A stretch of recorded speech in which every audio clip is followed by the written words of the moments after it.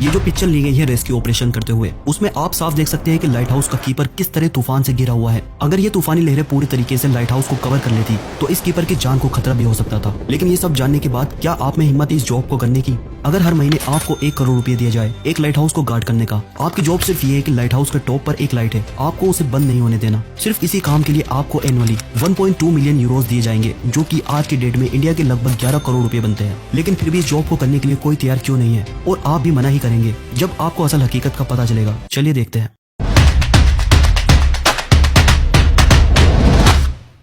तो ये है जुमोन लाइट हाउस, जो समुद्र के तट से लगभग 300 मीटर की दूरी पर एक बड़ी चट्टान पर बनाया गया है। मतलब ये एक ऐसी जगह है जहां आपका बाहर की दुनिया से कोई कांटेक्ट नहीं होगा। इस लाइट हाउस पर जॉब करना अपनी जान को हथेली पर रखने जैसा है। अकेलापन तो महसूस होगा ही, लेकिन जब समुद्र की लहरें इस लाइट हाउस से टकराएंगी तो अच्छों के पसीने छूट जाते हैं। कभी कभी तो ये लहरें लाइट हाउस से भी ऊंची होती है, क्योंकि इस एरिया में बहुत ही खतरनाक तूफान आते हैं और जिंदा रहने की कोई गारंटी नहीं है। सोच तो आप रहे होंगे ऐसी क्या जरूरत थी ऐसे लाइट हाउस को बनाने की, और वो भी ऐसी जगह पर, और ऐसा क्यों है कि ये लाइट हाउस कभी बंद नहीं होना चाहिए। तो रहे होंगे ऐसी क्या जरूरत थी ऐसे लाइट हाउस को बनाने की, और वो भी ऐसी जगह पर, और ऐसा क्यों है कि ये लाइट हाउस कभी बंद नहीं होना चाहिए। तो चलिए आपको इस लाइट हाउस की शुरुआत के बारे में बताता हूँ।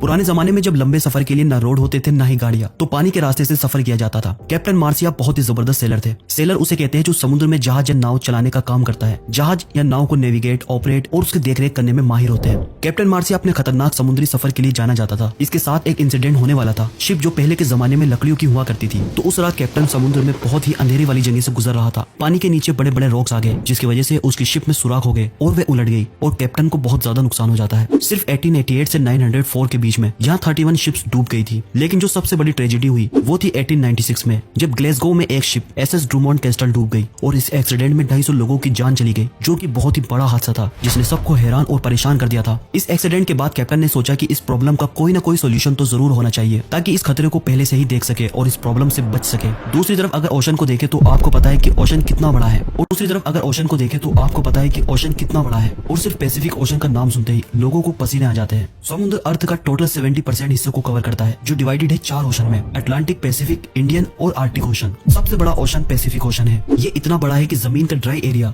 जो 165 मिलियन स्क्वायर किलोमीटर बनता है, ये अकेला ओशन 148 मिलियन स्क्वायर किलोमीटर को ही निकल सकता है। इस ओशन पर कुछ आइलैंड्स हैं जो बहुत ही छोटे हैं, और कुछ तो ऐसे हैं जिन पर आज तक कोई इंसान नहीं जा सका। अब अगर गलती से भी कोई इंसान पैसिफिक ओशन में गुम हो जाए तो उसका ढूंढना तकरीबन नामुमकिन है। जब पुराने जमाने में सेलर सफर करते थे तो उनको पता भी नहीं होता था कि अगली जमीन कितनी दूर है, इवन उसका रास्ता किधर है, जिस मंजिल पे वो जा रहे हैं उस रास्ते की नेविगेशन क्या है। नेविगेशन उस वक्त का सबसे बड़ा मसला था, क्योंकि ना तो कोई जीपीएस था और ना ही कोई ऐसा सिस्टम था जो सेलर्स को गाइड कर सके। जीपीएस इन्वेंट हुआ 1973 में, लेकिन पहले जीपीएस सिर्फ सेना के लिए अवेलेबल हुआ करता था। फिर एक कोरियन एयरलाइंस के एक्सीडेंट के बाद अमेरिकन प्रेसिडेंट बिल क्लिंटन ने 1 मई 2000 को जीपीएस को पब्लिक के लिए अवेलेबल कर दिया था। जीपीएस से पहले ये सेलर सनलाइट और स्टारलाइट यानी सितारों की रोशनी पर डिपेंडेंट थे, और शुरुआत में नेविगेशन टूल्स न होने की वजह से इन सेलर्स को बहुत नुकसान उठाना पड़ता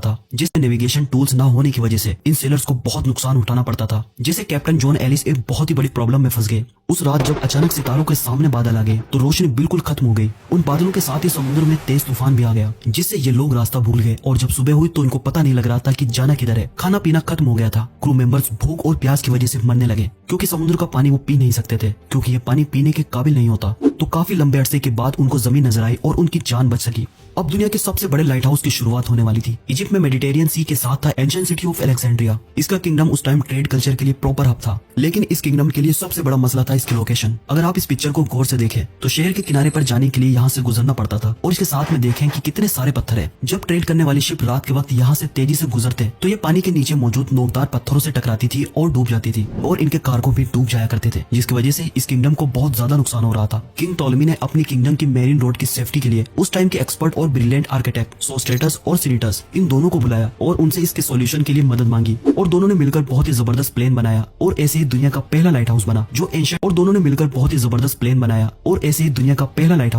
एंशिएंट वर्ल्ड का one of the greatest engineering Marvel बना, जिसका नाम था द फेरोस ऑफ अलेक्जेंड्रिया। इस लाइट हाउस में रोशनी के लिए आग जलती थी, जिससे मीलों तक रोशनी जाती थी, और हर वक्त ऑयल और लकड़ी की सप्लाई दी जाती थी। इस वजह से इस लाइट हाउस को दुनिया के 7वें एंशिएंट अजूबों में से एक माना गया था। लेकिन सिर्फ इसका साइज ही बड़ा नहीं था, इसका डिजाइन भी जीनियस था। और सोस्ट्रेटस ने लाइट को और ज्यादा बढ़ाने के लिए मिरर और लेंस का भी इस्तेमाल किया, जिससे दूर दूर तक शिप्स आसानी से सेफली ट्रेड कर सकती थी। इस लाइट हाउस के बन जाने के बाद सेलर्स बहुत खुश होते हैं और वे सब आसानी से इस पथरीले पानी को क्रॉस कर सकते थे। इस तरह दुनिया का ये पहला लाइट हाउस सेफ्टी सिंबल बन गया सेलर्स के लिए, और इसी तरह पूरी दुनिया में लाइट हाउस का कॉन्सेप्ट फैल गया। इस तरह का लाइट हाउस सिर्फ समुद्र के किनारों पर बनता था, लेकिन दुनिया की ट्रेड टाइम के साथ साथ बढ़ती गई। समुद्र के बीचों बीच रोशनी की जरूरत के लिए भी लाइट हाउस बनाए गए, जहाँ से ट्रेड रूट गुजरते थे ताकि उनको चट्टानों से सेफ रखा जा सके। इसी वजह से समुद्र के बीचों बीच डिफरेंट लोकेशन पर लाइट हाउस देखने को मिलते थे। शुरू में इन लाइट हाउस पर आग जलती थी, लेकिन ये कोई आइडियल सोल्यूशन नहीं था कि रोज लकड़ियां, ऑयल या कोयले का इस्तेमाल करके आग को जलाया जाए। हत्ता कि कैंडल्स, गैस लैम्प और ऑयल लैंप्स भी आ गए थे, लेकिन आग की लाइट इतनी ज्यादा ब्राइट नहीं होती थी। फिर जब इलेक्ट्रिसिटी ने तरक्की की तो ये लाइट हाउस भी इलेक्ट्रिसिटी बल्ब पर शिफ्ट होना शुरू हो गए, क्योंकि इनकी लाइट आग की लाइट इतनी ज्यादा ब्राइट नहीं होती थी। फिर जब इलेक्ट्रिसिटी ने तरक्की की तो ये लाइट हाउस भी इलेक्ट्रिसिटी बल्ब पर शिफ्ट होना शुरू हो गए, क्योंकि इनकी लाइट ज्यादा होती है। लेकिन फिर भी लाइट हाउस इस लाइट को मीलों दूर किस तरह रिफ्लेक्ट करते थे, इसका जवाब है ये लेंस। उस टाइम के इंजीनियर्स को एक बात पता चलती है कि लाइट को और ज्यादा फोकस किया जा सकता है अगर वो लेंस को लाइट के सामने रखते हैं। तो इस इनोवेशन ने लाइट हाउस को रिवोल्यूशनाइज कर दिया और लाइट को मीलों दूर से आराम से देखा जा सकता था। तो इस तरह इन लाइट हाउस की मदद से शिप्स को खतरे का आराम से पता चल जाता था। दोस्तों, शुरू में मैंने आपको जो बताई थी कि ज़ूमॉन लाइट हाउस में रहने के 11 करोड़ मिलेंगे, लेकिन आजकल ज्यादातर लाइट हाउस ऑटोमेटिक हो चुके हैं, जिसका मतलब ये है कि इंसानों द्वारा लगातार मॉनिटर करने की जरूरत नहीं होती। पहले लाइट हाउस कीपर्स होते थे जो लाइट हाउस को ऑपरेट करते थे, लाइट जलाते बुझाते थे और जहाजों की सेफ्टी कंफर्म करते थे। लेकिन अब नई टेक्नोलॉजी की वजह से लाइट हाउस सैटेलाइट्स और सेंसर से कंट्रोल किए जाते हैं, इसलिए आज के टाइम में लाइट हाउस पर जॉब के मौके बहुत कम हो गए हैं। कुछ लाइट हाउस खास करके जो हिस्टोरिकल इंपॉर्टेंस है या टूरिज्म से जुड़े हुए हैं, वहाँ कभी कभी मैनेजमेंट या टूर गाइड जैसी नौकरियां हो सकती है, लेकिन लाइट हाउस कीपर की जॉब अब लगभग खत्म हो चुकी है। ये लाइट हाउस तो एंशिएंट जमाने में बना था और इसने पूरी दुनिया की मरीन ट्रेड की सेफ्टी को रिवोल्यूशनाइज कर दिया, और ये एंशिएंट राजा की तरफ से बहुत अच्छा काम था। उम्मीद है आप लोगों को ये वीडियो पसंद आएगी।